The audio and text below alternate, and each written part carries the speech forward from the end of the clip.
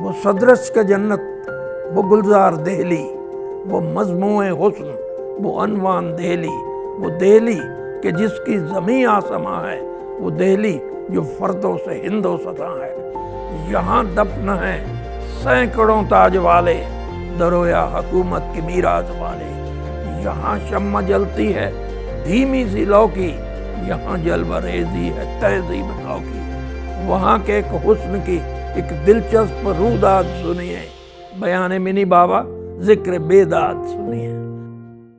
लाश ही निकलेगी कुएं कातिल से, हम मुड़कर नहीं जाएंगे, आए हैं तो लड़ कर जाएंगे, मर कर जाएंगे। ये शब्द वो ही इंसान बोल सकता है जिसने अपने देश को जान से ज़्यादा चाहा हो। तो आइए आपकी मुलाकात एक ऐसे इंसान से करवाते हैं जिन्हें कहते हैं मिनी टाइगर, यानी एयर मार्शल मोहिंदर सिंह बावा से, जिनसे जनरल ने 1971 की लड़ाई में ये कह दिया था कि भागना हो तो भाग जाओ, हम मदद देने नहीं आ पाएंगे। पर वो भागने वालों में से नहीं, भगाने वालों में से हैं। उनके साहस की वजह से हमने ना सिर्फ लोंगेवाला बॉर्डर पर युद्ध जीता, पर एक भी कैजुअल्टी के बिना दुश्मनों को मार भगाया। बॉर्डर फिल्म लोंगेवाला युद्ध पर ही बनाई गई है और जो किरदार जैकी श्रॉफ ने निभाया है वो MS बावा जी के ऊपर ही फिल्माया गया है। आइए मिनी टाइगर से ही जानते हैं कि फिल्म में जो दिखाया गया है वो कितना सच है और कितना झूठ। I am Air Marshal Baba. I was born in Pakistan in a tehsil of Lahore, और उसका नाम था चूनिया। जब थोड़ी सी सिचुएशन बदलने लगी तो सबने कहा कि नहीं यहाँ नहीं रह सकेंगे, चलो चलते यहाँ से। और 15 अगस्त को वहाँ से चल के लाहौर पहुँचे ट्रेन में। दैट वाज वहाँ लास्ट ट्रेन जाने वाली थी, और 15 अगस्त के बाद तो पाकिस्तान बन जाता था, तो कोई ट्रेन नहीं जानी थी। तो सर आपने कब सोचा एयरफोर्स में जाना है, और एयरफोर्स ही क्यों? दूर से हवाई जहाज दिखाई दे जाता था, बड़े खुश होते थे, चाहते थे कि हम भी किसी दिन इसको हाथ लगा के देखें, इसके अंदर बैठ के देखें। एयरफोर्स का एडवर्टीजमेंट निकला तो उसको देख के हमने वहाँ अप्लाई किया और इम्तिहान में बैठ गए। सिकंदराबाद में जाके ट्रेनिंग करके पायलट बन गए। पायलट का जब विंग मिलना था तो Nizam of Hyderabad, he was invited to give us the wings. Wing उसने हमारी छाती पे लगाया था।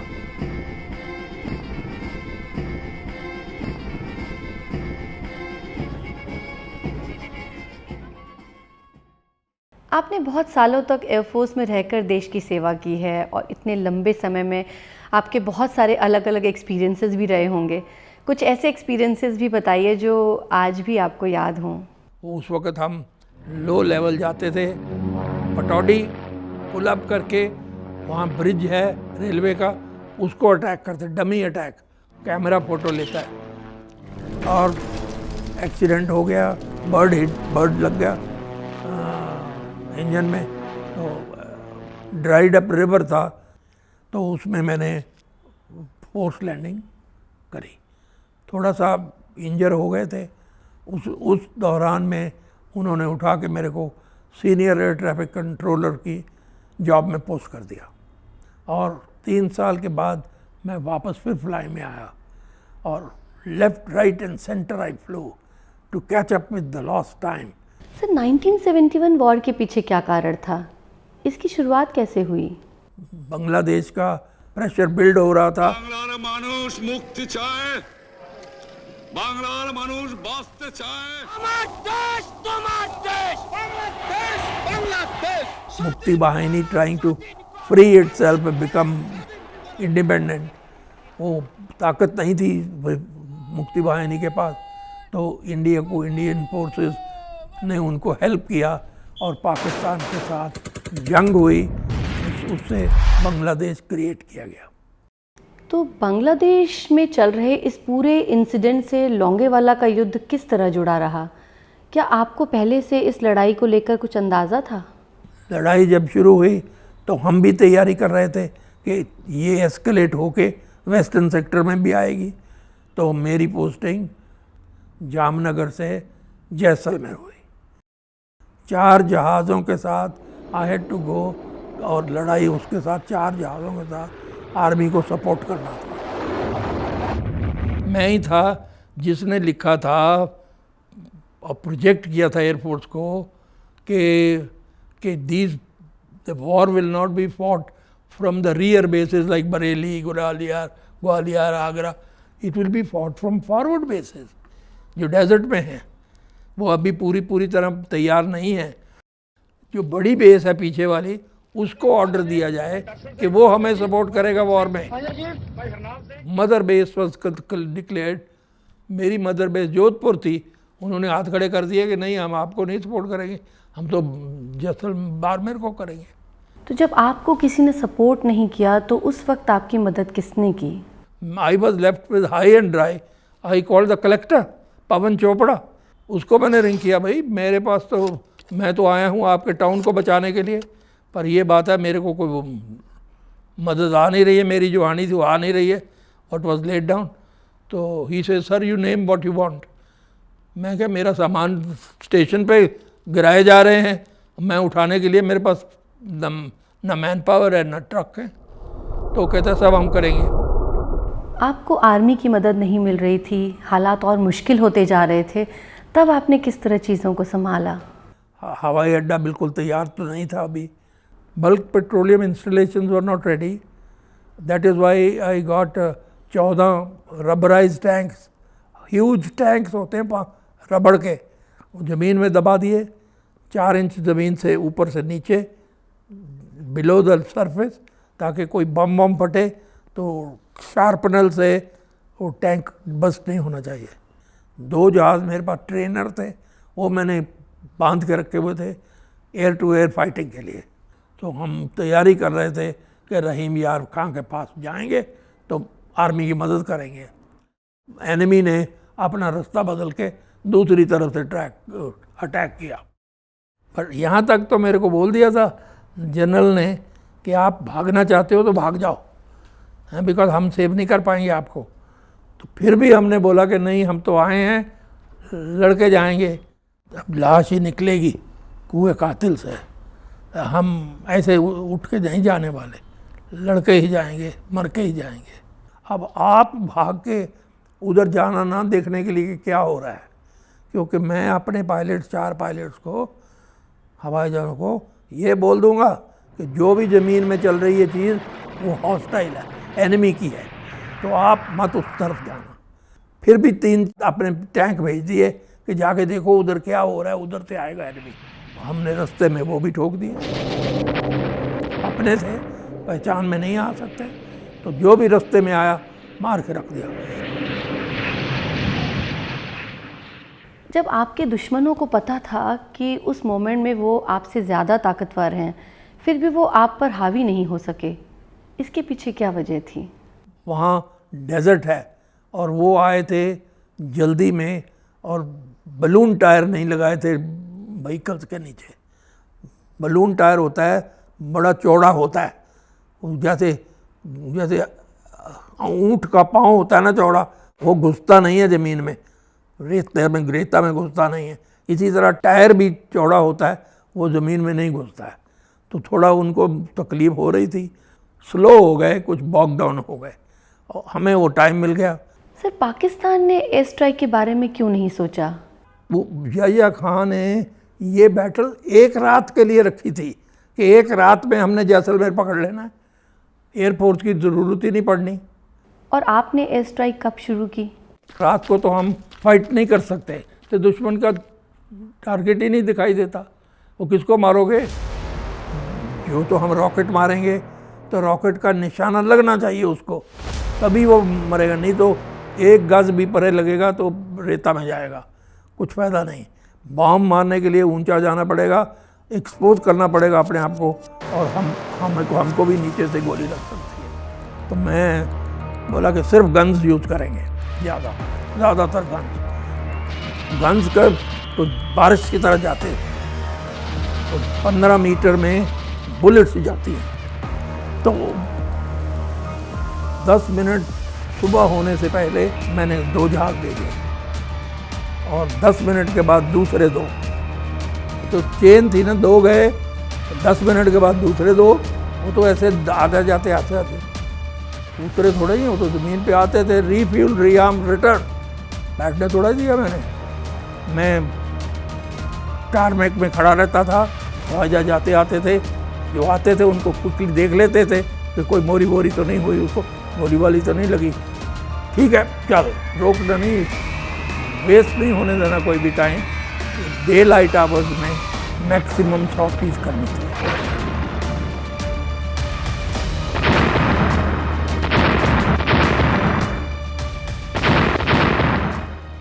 That we did and we Longewala युद्ध एक यादगार इतिहास के रूप में दर्ज हो चुका है। ये लड़ाई कितने दिन चली और कब आपको लगा कि हम दुश्मन पर हावी हो चुके हैं?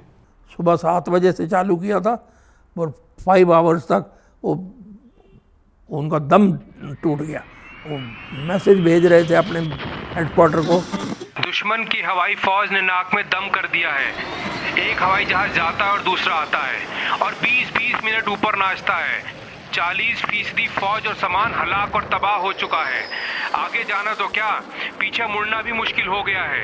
जल्दी हवाई फौज मदद के लिए भेजो, वरना वापस मुड़ना नामुमकिन। जब मैंने उनका ये देखा मैसेज, मैंने कहा या now we have hit him correctly. क्या आपको लगा नहीं कि उनकी साइड से भी हमला हो सकता है? रात के टाइम पे हमने सोचा कि अगर एनिमी के पास दम है तो शायद हेलीकॉप्टर लेके या कोई और सिस्टम लेके पैराट्रूपर ड्रॉप करे, कुछ करेगा, हमको रोकने की कोशिश तो करेगा।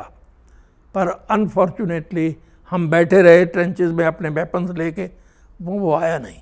मेरा हेलीकॉप्टर खड़ा था, मैंने कहा दोनों दरवाजे उतारो, 2 मशीन गनर बैठाओ, मैं उसके अंदर खड़ा होके 2 हंटर ऊपर प्रोटेक्ट करने के लिए लेके लोंगेवाला गया।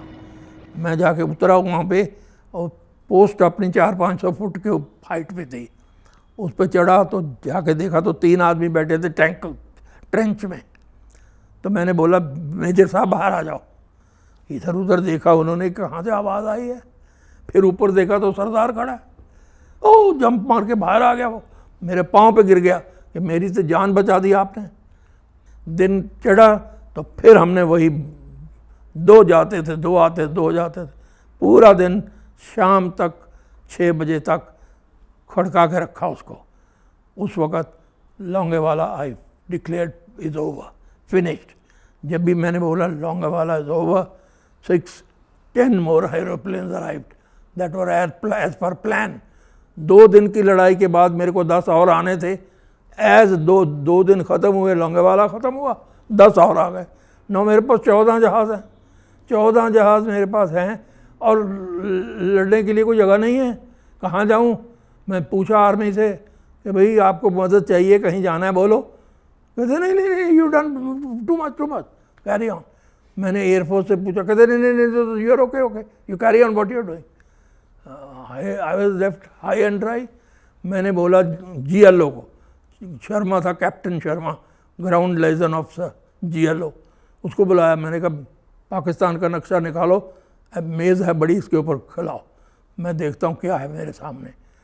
मैं देखा नक्शा खोल के सामने, जहाँ भी मेरे को शक पड़ा कि यहाँ होंगे या यहाँ कुछ कर रहे होंगे या यहाँ इनकी एक्टिविटी होगी, मैंने 14 जहाज सीज फायर तक every day I use. Just imagine how much damage I must have done. हमने इन जहाज़ों को गोल्ड दे के ख़रीदा हुआ है। इनको मैं बांध के नहीं रखूँगा, इनको अभी तो मेरे को यूज़ करने का है और मैं यूज़ करने का है। मैंने खुद यूज़ किया उनको। सर, लोंगेवाला युद्ध को जब भी याद किया जाएगा, एयरफोर्स और आपके योगदान के रूप में याद किया जाएगा। आपके और एयरफोर्स के वहाँ ना होने से लड़ाई में क्या चीज़ें बदल सकती थीं? मैंने इतने मारे, मेरा ना जहाज़ गिरा, ना कोई पायलट गया, ना कोई ग्राउंड ट्रूप्स वाला गया, कोई नहीं।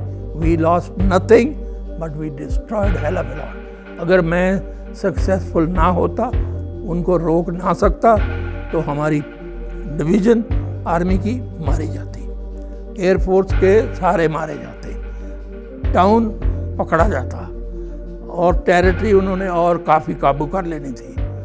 मेरे ना करने से इतना नुकसान होता, आप समझो कि बैटल ऑफ लोंगेवाला ने क्या सेव किया। तभी तो मैंने कहा शुरू में ही, सरफरोशी की तमन्ना अब हमारे दिल में है, देखना है जोर कितना बाजू है कातिल में है। सभी के जीवन में माँ का एक इम्पॉर्टेंट पार्ट होता है, उनका आपकी लाइफ पर क्या इम्पैक्ट रहा?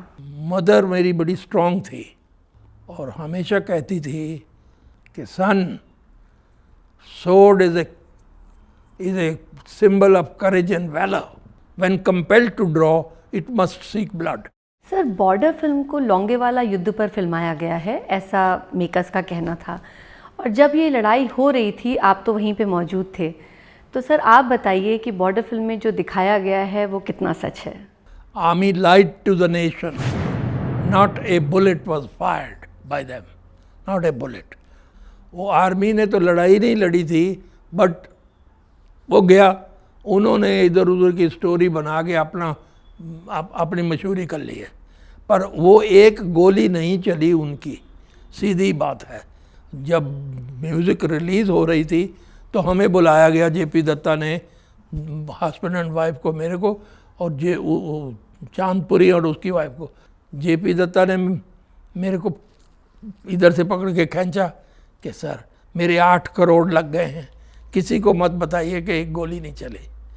मैंने कहा देखो भाई, मैं तेरी टिकट पे आया हूँ, मैं वॉलंटियर नहीं करूँगा ये इन्फॉर्मेशन, अगर मेरे से वो आके पूछेंगे तो मैं झूठ नहीं बोलूँगा। उसने जल्दी से एक आदमी को भेजा, बेबी तबस्सुम कंपेयर थी, उसको बोल दिया कि बाबा साहब को माइक नहीं देना, बाबा साहब से माइक दूर रखना। आर्मी ने किया ही कुछ नहीं उस वक्त। ये नहीं होता कि हर आदमी करता है, पर उनका मौका नहीं बना, वो दूर से मैंने पहले ही मार के रख दिए सारे। बॉर्डर फिल्म में जो हकीकत है उसे नहीं दिखाया गया, बल्कि गलत इन्फॉर्मेशन ऑडियंस तक पहुंचाई गई। इसके पीछे क्या वजह हो सकती है? नहीं, ये तो लड़ाई हुई नहीं जो उन्होंने दिखाई है, क्योंकि मैं तो बता रहा हूँ कि जो जनरल बनने वाला था ना, आर्मी चीफ बनने वाला था जनरल बेबूर, तो उसने बाड़मेर और जैसलमेर बचाने थे। एयरफोर्स ने बाड़मेर भी मार दिया, एयरफोर्स ने मैं जैसलमेर मार दिया, तो उसको शक हो गया कि मैं सीनियर मोस्ट हूँ, अब चीफ बनूंगा कि नहीं बनूंगा क्या पता है। तो उसने बोल दिया कि जो बॉर्डर हमने एक्सरसाइज किया था ना, sand model, convert that into battle, उसको उन्होंने बैटल कन्वर्ट करके दिखाया, but that was too late. General Atma Singh has reached there on the 7th and he has said not a bullet has been fired by the army, no firing. चिकी दीवान वो भी retire हुआ, पुणे में है, उसको भेजा गया था, मेजर था वो, कि जाके देखो भाई उधर क्या हुआ। कहता by the time I reach there मिनी बाबा had destroyed everything. That is basically the actual story of battle of Longewala.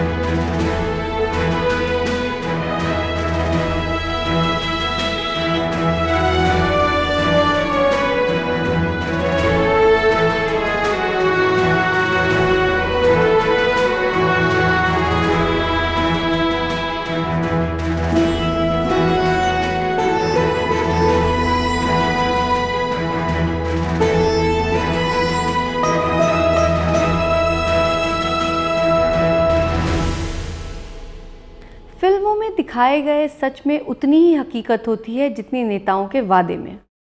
तो आपने देखा लोंगेवाला का असली सच। भरोसा है आपको ये वीडियो पसंद आई होगी। आई है तो इस अनसंग स्टोरी को शेयर कीजिए ताकि ये ज़्यादा से ज़्यादा लोगों तक पहुंच सके। और ऐसी ही अनसंग स्टोरीज़ को विटनेस करने के लिए हमारे चैनल को सब्सक्राइब कीजिए। Stay tuned.